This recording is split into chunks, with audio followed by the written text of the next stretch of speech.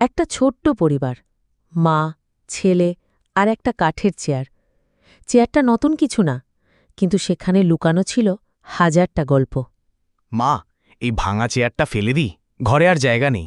না রে বাবা, এই চেয়ারে তোর বাবা বসত।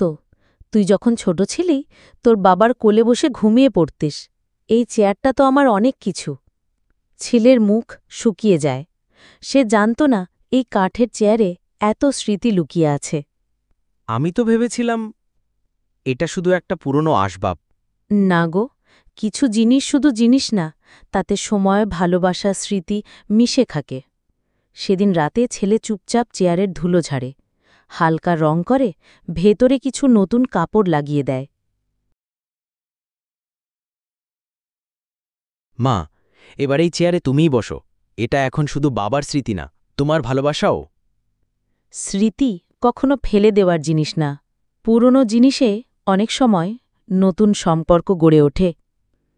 পুরনো চেয়ারটা যেমন ঠাঁই পায় নতুন কোণে, তেমনি পুরনো সম্পর্কগুলোও জায়গা পায় নতুন হৃদয়ে, যদি আমরা একটু মন দিয়ে দেখি।